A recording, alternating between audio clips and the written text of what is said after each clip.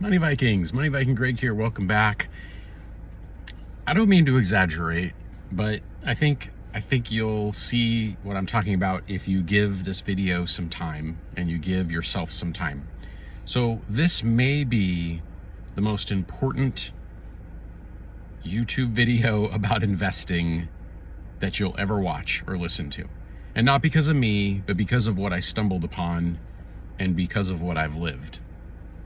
So what I'm talking about is this, and I got my notes here, so I'm gonna, but bear with me. I understand that you're probably thinking, this is a guy, he's in his car, he's wearing a Guns N' Roses t-shirt, he's got glasses on. This is not, it's not polished. So this is not I'm not even, look at this, I gotta wipe like lint off of me. So totally unpolished, but I can tell you that what I'm gonna talk about is absolutely essential if you want to build wealth. Now, most people will not watch this, and most people will click off of it, and most people will go away, because most people will never be wealthy. Most people will live paycheck to paycheck. Most people will get into their older years with almost nothing in investments, in terms of building wealth, and that's okay. You know what? There's nothing about life or the divine or anything that says that we need to have money or build wealth. Money, in my mind, is a tool. Do we need a tool? Do we need tools to live in existence? I guess not necessarily, but you probably need good tools to live a good existence, or one that is pleasurable, can add value, uplift yourself and others, create experiences that are, you know, life enhancing. So anyway, I mean, that's what, to me, money's all about. I know a lot of people might be, you know, they might think like people like me, like on YouTube, that talk about money and finances. You may think, or someone might think like, oh, they're just greedy or money focused or money hungry, and nothing could be further from the truth. I don't see money or finances as the whole point. I see those things as tools to create a good life for your family and your friends, to help others, to have some sort of joy in life, to actually become higher beings in terms of our connections with God and our connections with humanity, and just uplifting humanity. You know, some people have said that, you know, I wouldn't call this unchecked, but, you know, capitalism has probably been one of the greatest things that has brought more people's quality of life up than any other thing. Now, I don't believe in unfettered, unchecked capitalism. I'd say it's a kind of capitalism where it's got some guardrails, but nonetheless, the free market is a powerful force. And innovation is a powerful force, and capital is a powerful force, and investing is a powerful force. See, think about this too when you're investing. When you're investing, you are investing in things greater than you. You're not just taking your money and hoarding it into like under some mattress. You're putting it into a business that provides products and services that make people's lives better. So there is a lot to be said about the beauty and the power of investing for all of humanity. So, but with that, how do you become wealthy? How do you become a better investor? And all the credit of this goes to someone named Jason Zweig, Z-W-E-I-G. I'm not taking credit. And this has to do with an interview. He did an article in his blog where he did an interview, I think 20 years ago, with a man named Charlie Ellis. Yes, in June of 2001. That was about the time I was starting my investing journey. So it's kind of interesting. But in June of 2001, he interviewed Charlie Ellis, E-L-L-I-S. And so he says here, and I'm going to just read a little bit of this, and then I'm going to get into the bottom line. So he calls him Wall Street's wisest man. What if whenever the stock market went insane, which happens and will happen again, I've gone through 3 or 4 of these, maybe micro ones too, but big ones as well. You could get a painless vaccine that would keep you calm and steady. and imagine that this medicine could make you rich if you took it regularly. Let me read it again. If whenever the stock market went insane, this is from Jason Zweig, you could get a painless vaccine, this is a metaphor for all you vaccine people, that would keep you calm and steady, and imagine that this medicine could make you rich if you took it regularly. So Ellis is 63 years old now. He has 4 decades of investment experience. And just so it's amazing. So it says Ellis wrote trailblazing articles and books, including The Loser's Game, which is a 1975 article that spurred Vanguard's founder, Jack Bogle, to introduce the first index fund for individual investors.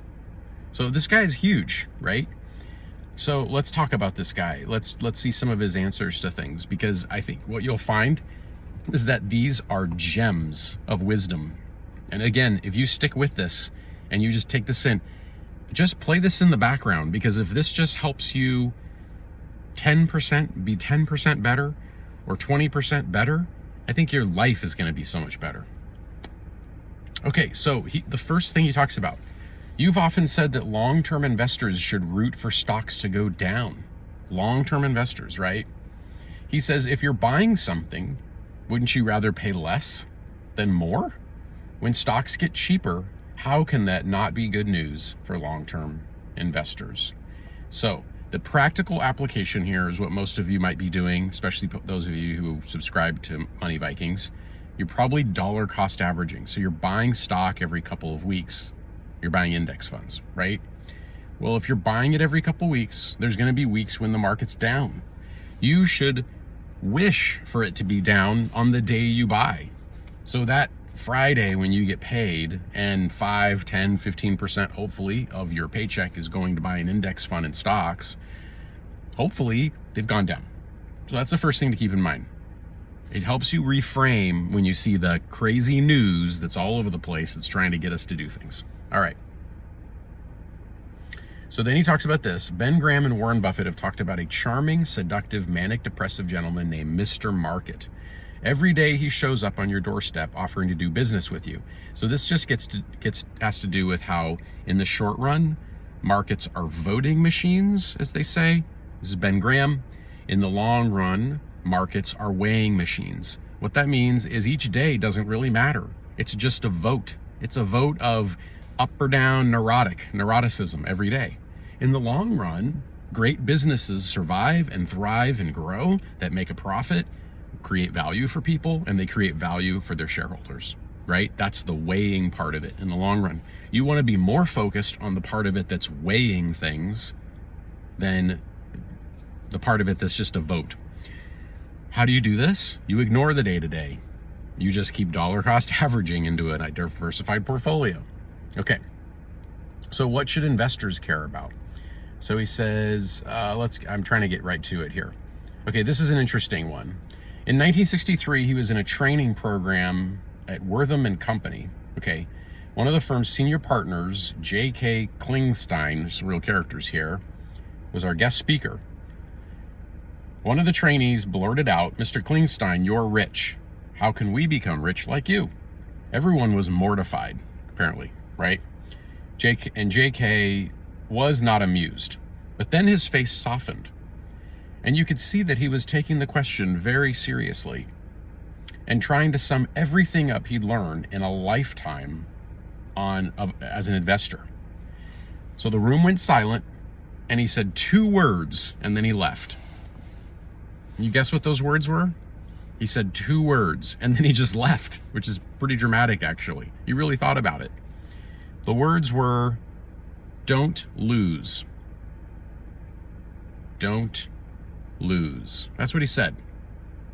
Okay, it sounds so simple, doesn't it? Well, but you know, then you start thinking, well, what do you mean? Do you mean don't lose in the stock market? Don't lose, blah, blah, blah, blah. So basically, then the questioner, Jason Zweig, goes on to say, well, you don't mean we should stay out of the market because we might lose money, right? And the answer is very interesting for Mr. Ellis. He says, that's not what losing means. In investing, losing means taking decisive action at the worst possible time. being driven by your emotions precisely when you need to be most rational. Okay? So I have seen this happen in the bottom of a pandemic-inspired rout in the stock market, or when some presidential candidate gets into office that a person doesn't agree with, or think that they think the world's going to end. The market goes down a bit. They sell everything. They just get out because, oh my God, the sky is falling. It's Chicken Little time, right? Every time I've seen these people, they lose money. They just lose so bad. The market comes roaring back. Great companies continue to make great products. Life goes on. People consume. People live. People have children. People go out and have fun and raise their kids and do blah, blah, blah, blah. You know, the world keeps going, guys, no matter what. Hey, humanity's gone through a world war. And guess what happened? Yeah, it was awful. In fact, it was hell on earth. That's what it was. And maybe there'll be another one. I hope not. But guess what happened afterwards? The world went on. Things grew. Companies grew. People lived their lives. They moved forward. Everyone does. There's actually no choice. That's the funny part. Okay, so in investing, losing means taking decisive action at the worst possible time. Now, here's the other thing. He has an interesting other part of that I want you to really, really, really let sink in. Okay? Trying too hard to win eventually means losing. So to win the Indianapolis 500, so he goes on to he does metaphors. I'm not going to get into it. Basically, he talks about this. He gives a couple metaphors, but there's a flip side to making decisive action when the market is tanked and you feel like everything is lost. There's also trying too hard and just doing too much because you think that's going to calm your anxiety and make it so you'll be a better investor. And that typically doesn't work. All right. So he asks Mr. Ellis, why do so many of us insist on trying so hard, not least to beat the market? And his answer is, again, very interesting. This is the wisest man I've ever read about in Wall Street, besides the late Bogle or Warren Buffett. He says, because we're humans. Even in our advanced society, there's a curious belief in magic. It's a virulent form of the triumph of hope over experience. That's very interesting. Okay. So he goes into the next part of the article. He talks about how we should have an investment policy. This is a written statement of what you believe as an investor and what you can hold on to even when everyone you know is either excited or scared to death of the market. So I don't have a written statement myself. I think I have a philosophy and an approach to investing that I try very hard to pass along through Money Vikings. I could boil it down to a couple of things. It is, number one, consistent, rational investing. Okay, never getting out continually to invest. Number one. Number two, investing into a strategic, thoughtful, diversified portfolio, not getting caught up in gimmicks or schemes. And the other one is definitely, third thing is managing our emotions.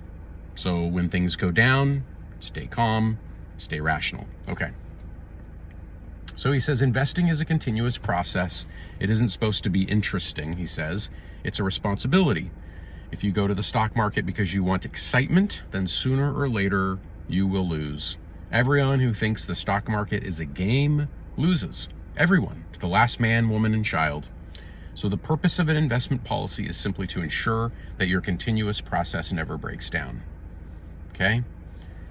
Why index funds? Here's the next section that I think you'll find very interesting from the guy in his car in a Guns N' Roses t-shirt. I'm very sorry about how unpolished I am.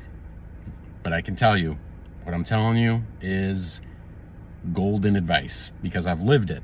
And now reading it from someone who's much older and has lived it, it's very, very smart. Why index funds? Okay, he says, this is an interesting example. Watch a pro football game, and it's obvious the guys in the field are far faster, stronger, and more willing to bear and inflict pain than you are. Surely you'd say I don't want to play against those guys. Well, 90% of stock market volume is done by institutions.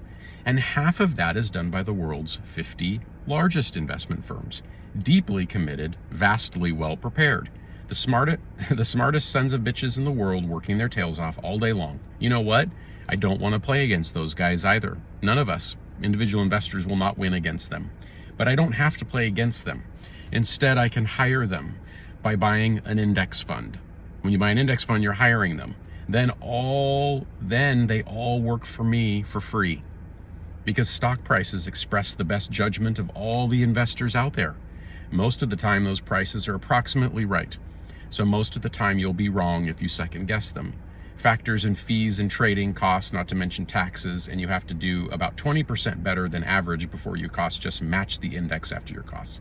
So just think about that. When you're buying an index at low costs, you are having all the professionals work for you for free. Pretty powerful stuff, isn't it? Okay. I'm going to get to the bottom line here. You said that there are three. Okay. I'm going to get to the last part here right away. So he says, you've said there are three ways to exceed an investor, and what are they? Okay. He says you can succeed intellectually, physically, or emotionally. The intellectual way is how we would all like to succeed, being so smart that we understand things more clearly and see farther ahead than any other investor. The preeminent example is Warren Buffett, but people like him are very, very, very rare. Okay. So we're not going to do it that way.